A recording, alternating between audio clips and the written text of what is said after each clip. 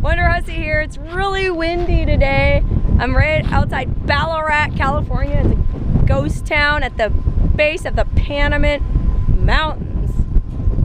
And I'm here on another mission for those crazy Canadian scavenger hunt, treasure hunters, whatever you want to call them. I have a mission. Actually, I have two missions up in these mountains that I need to hike to and take video.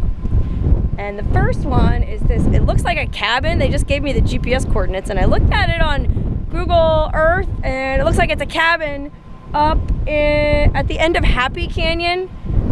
But that Happy Canyon, hiking up that, I looked it up and it really didn't look very doable because there's a lot of brush, it's overgrown. And the guy whose account I read said it took 13 hours just to get one way. So I don't really want to, I don't have that kind of time to spend. So we're gonna go up Pleasant Canyon instead. There's supposed to be a little cabin at the World Beater Mine. We're gonna try to snab that cabin so we can stay there tonight, and then from there I'm pretty sure we can drive and hike to the GPS location that I'm supposed to get to. So it's windy as heck out here, but let's get in the car and go, man. We got a long way to go.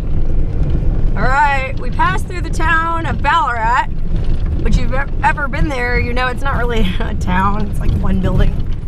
And we're headed up into the Panamints on Pleasant Canyon Road. We're headed east.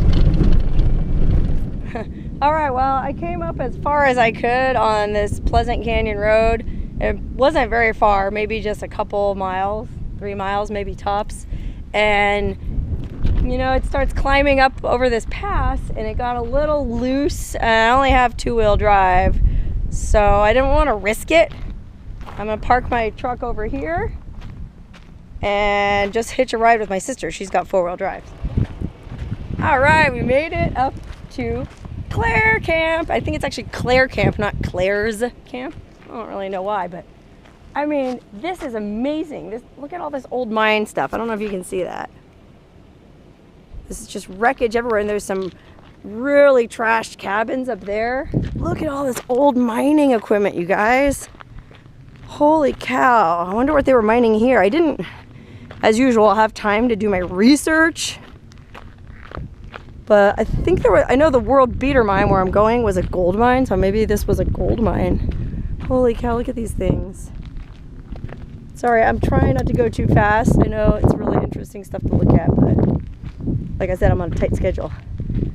I mean, holy crikey-roni. Look at this giant gear.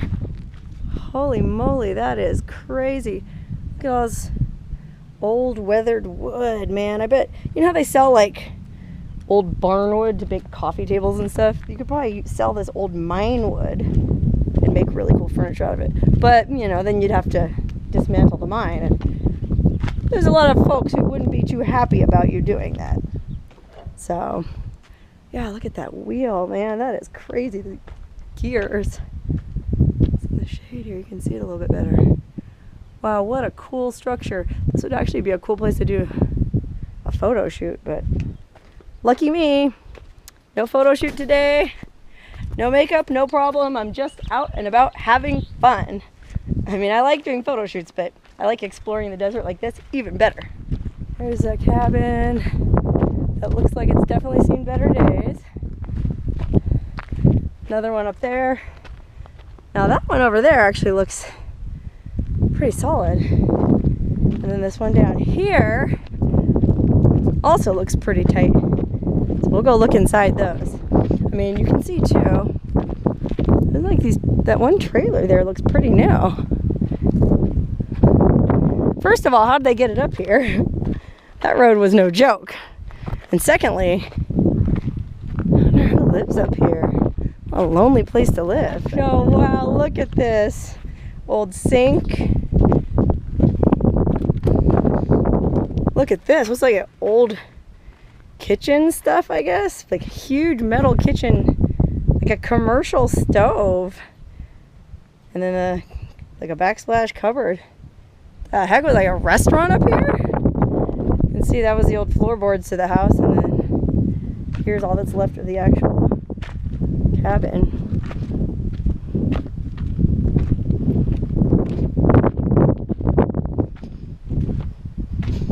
Dang, look inside here. Old stone walls, man. They just don't make them like they used to. Sorry about the wind, too. I left my windsock in the car. I won't do it again, I promise. Wow, look at this cabin. Oh, private property, no trespassing. I guess you're not supposed to go in. Alright. Well, you can see somebody put a lot of time and care into this. Man, I want to go in so bad, but somebody's private place and they spent a lot of time and money on it. It's real nice. Good job. Looks like back here they even have like a bedroom. Let's see if we can look through the window. Oh, it's just an empty bedroom. Wow, what a great place to build a cabin. I'm impressed.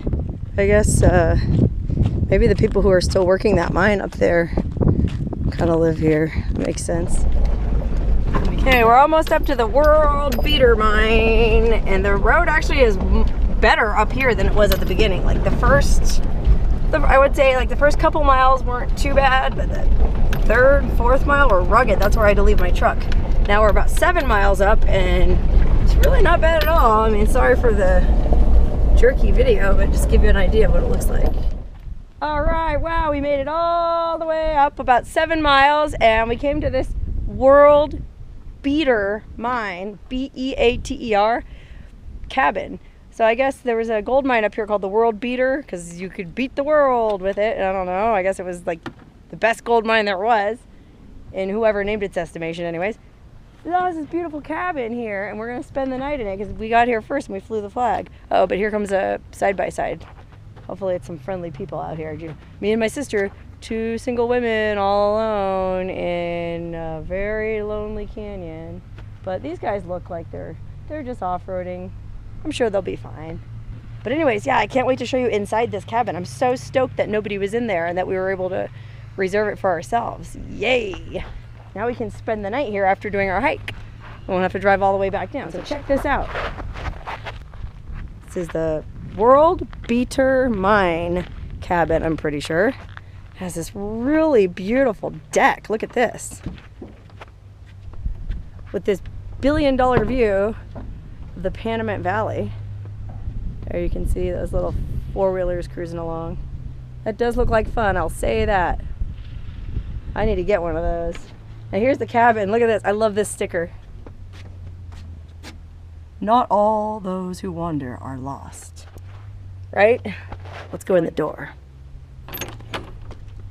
Well, look. Best coffee in town. Wow! I've been in a lot of these volunteer cabins, and this one is really nice. Actually, I think the guy who owns this is technically on private land. I think it's privately owned, but he's very adamant about the fact that this is not a BLM volunteer cabin like most of the adopted cabins that you stay in. This is a private cabin, but he welcomes everybody to stay here. So he's very generous with it. Look at this. Really cozy wood-burning stove. We're going to fire that up later tonight. There's a bunch of firewood. We brought some wood as well. Look at this rug. How classy is that? I mean, this is swanky. We'll be rolling our sleeping bags out on that tonight. I mean, compared to some of these other cabins I've been in, this thing is a palace. Look at their floor. Is it really clean and good shape? There's no mouse dropping, so I don't really have to worry about hantavirus. I mean, they always post those warnings in places like this. Enter at own risk. Do not, or possible hantavirus and asbestos, etc. And that's true. But, you know, you use common sense. Like if you see mouse poo, don't sweep it up because the dust of it, you'll inhale that. That's how you get hantavirus. You know, keep all your food secured so no mice are attracted, rats are attracted. You know, we're not going to leave a mess or any food here. So I don't really feel worried about staying in a place like this. Especially a place like this. I mean, this has been so lovingly cared for by the people who come up here. I think that's amazing. I mean, look at this cool art they've even left here. That one was cool, and then look at this. It's creepy scorpion wall art. And then look at this. Somebody even left this little tree in an old Bacardi bottle with Christmas lights on it. We're going to turn that on tonight for sure. And there's some cutlery and plates and a few little spices on the shelves. Anytime people start talking about how the world is horrible and society's going to hell, blah, blah, blah, I think the places like this and how cool it is that volunteers come up here and take care of this place, and they keep it looking really nice. So I have great faith in humanity, and I'm going to do my part. I will definitely leave this cabin as clean as, if not cleaner than I found it. I love it. Oh, by the way, forgot about this guy. Look who was here. David Kurt Grant. It's a headshot. I wonder who he is. You guys recognize him? It's like he was in TV actor or something. Cool. Well, if he was here, he's all right by me. Look, here's some supplies, Sawzall blade, paint. I mean, these people, look, charcoals. These people really care for this place. I love it. And look, there's even a 12-volt electrical system. How neat is that? There's electric lights in here. I love it. There's a 1-hour timer so you don't waste it. Wow. Like I said, I don't want to spend too much time here because we still have a long way to hike, but I gotta pee anyways. So before we head on, I'm gonna hit up this outhouse. Let's check out, you know me and my fondness for toilets. I always seem to go into the bathrooms in these places and shoot the toilets. I'm not sure if I have a, you know, Freudian fixation or what, or maybe I just think it's interesting. But this place looks like it's been recently redone, so I have high hopes. Look at how clean this is. For an outhouse in the middle of nowhere in the desert, this is pretty schwanky. Look at that.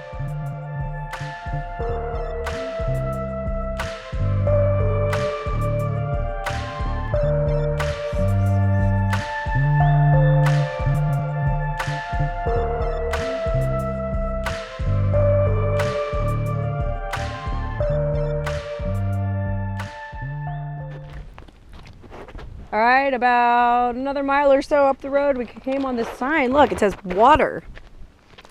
And you can see that I don't know what elevation we're at now, but there's trees, you know, we're above the tree line, all these pines.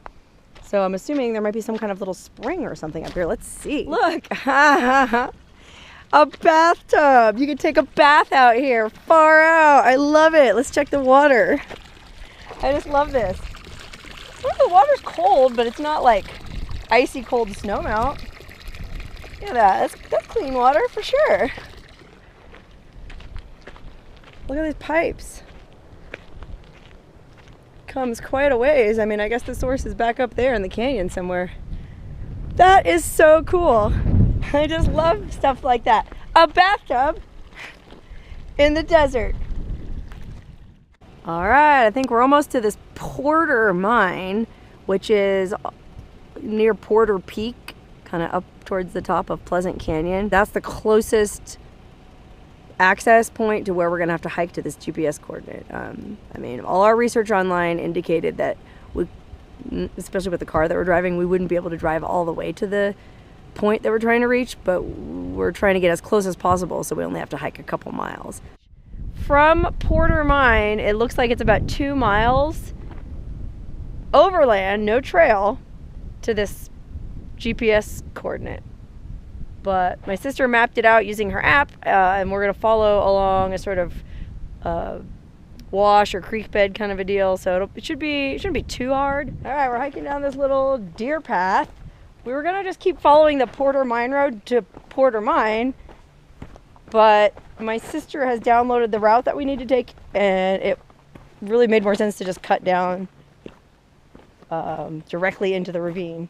And there was this little deer path, so it looked like I mean, you can see it's an actual trail, burrow path maybe, because those don't look like deer poops. That looks like burrow poop. Walking right through it. Blech. But so far the trail's been good. We got we calculated it out. We're around 7,000 feet elevation. So that's why there's still patches of snow here and there, and it's chilly. I had to put this Pendleton on. But beautiful country, and we figure we have about 5.5 hours before it gets dark. So that allows us for, if we say we spend a half hour at the site, 2 hours each way to cover 2.5 miles. That seems like a pretty doable pace. And it's beautiful, beautiful trail. And it's kind of an overcast day. Really nice. I mean, you can see there's like clouds and stuff. It's real pretty. And by the way, that's my sister up ahead. She doesn't like to be on camera, but you know, just have to imagine. Use your imagination. All right, we just basically followed this wash down this valley. And we've been hiking since we left the car. It's only been about 40 minutes. It's a little overgrown here. Check myself for ticks later. I'm not sure if there's ticks in this part of Death Valley, but anyways, we've been hiking for 40 minutes and you can actually see where we're going in the distance there. Way up ahead and the valley floor, it looks like it's an old cabin. And that's the GPS point that I was told to hike to. So we're making excellent time. It's only taken us 40 minutes. You know, I mean, it's gonna take a lot longer to get back out because it's all uphill, but we got plenty of daylight left and I feel good. I'm really excited to see this cabin. I mean, I can only imagine the lives of the people who lived there. I mean, what a desolate, lonely existence. But in a way, what a beautiful existence, right? I mean, I was just talking to my sister as we were hiking along. Like, it would be kind of cool to live in that cabin in this valley. This would be your valley for all intents and purposes. You might occasionally see a hiker or a hunter or a four-wheeler, but it'd be pretty rare because this is a very remote valley in the Panamints. You know, like I said earlier, it's kind of where Happy Canyon meets Pleasant Canyon, sort of. I don't know if they actually meet, but it's at the top of Happy Canyon. But, I mean, living here all by yourself, you'd see very few people, but you would be so in tune. Sorry, I'm climbing down rocks. You'd be so in tune with the seasons, nature. You would notice every little flower, every plant. You know, a certain tree that grew year after year. You'd probably start to recognize like a certain cougar, a certain burro. You'd probably have nicknames for them. It'd be really cool. It'd be a lonely kind of a thing, but kind of like a Henry David Thoreau kind of a thing too. Very peaceful. And I can imagine living down here, you would have no idea what was going on politically. I mean, the whole rest of the world could be at war and you probably would have no idea out here. I mean, there is China Lake Naval Base or Air Force Base. I always forget if it's Navy or Air Force. Anyways, that's nearby. And the fighter jets do come fly around these mountains sometimes. And they come down pretty low and buzz Panamint Valley floor. But up here, I don't even know if you would see those. So World War III could be in full force. And you'd just be sitting here talking to your burro. It'd be kind of cool. Okay, so before I get to this cabin, a little logistical information. It's the end of March, March 22nd. So it's actually the spring equinox. Yay! I think. That's cool. It's my half birthday too. My birthday is September 22nd, but March 22nd is my half birthday. So happy half birthday to me. Anyways, that being said, the weather up here is just perfect for this hike. Today it's overcast and it was kind of chilly, so I wore this thermal shirt made by Helly Hansen. One of my fans sent it to me on my Amazon wish list. This shirt is no joke. It's made for, or I guess used by the Norwegian ski team, and it's the warmest shirt I have. It's so warm that I had to take my Pendleton off, and even then I'm still kind of sweating. But every once in a while the wind kicks up like it just did, and it is chilly. I mean, like I said, there's still ice patches on some of the shady parts up top, up higher in the mountains, so you can tell winter isn't really that far gone. But if if you want to try this hike, I would recommend doing it. I mean, you probably got another month or so, because we're at elevation, right? We're at 7,000 feet. Another couple months and it would be doable. And then again in the fall, it'd be nice in the fall. But I'm really enjoying it in the spring because the streams, you know, we saw that bathtub full of water. I don't know if that stream or that spring runs all year. Excuse me, not stream, spring. So at least this time of year, you know pretty much that you have a water source if you need it. And that water looked real scummy, but I have a steri pen that another one of my fans sent me on my Amazon wish list. Thank you. And you know, worst case scenario, you could just scoop some of that bathtub water and hit it with the old steri pen and you'd be good to go. I mean, if you hike up to this cabin via Happy Canyon, there's 5 springs that you pass. So for that hike, that's the one that you have to whack through a lot of brush, and it took the guy 13 hours one way, which is why I didn't do it. For that hike, you don't need to carry a ton of water. You know, you just need a good steri pen and you're all set. All right, I'm gonna stop yakking and hike the rest of the way to this cabin. I'll catch up with you when I get there. Starting to see some debris from humans. Means we're getting real close to the old homestead site. Wow, look at this lonely cabin. Can you imagine living out here? Oh my God, I wish this was smell-o-vision because it smells really good. I think it's this tree. It's some kind of a juniper or something. Oh, it smells amazing. Yeah, what a great place to live. Like, we gotta go around and check out all these ruins. I mean, I got plenty of time, so I'm gonna explore everything. Like first, I'm gonna go, I think I'm gonna go over here because I see a little piece of wreckage that I wanna go investigate.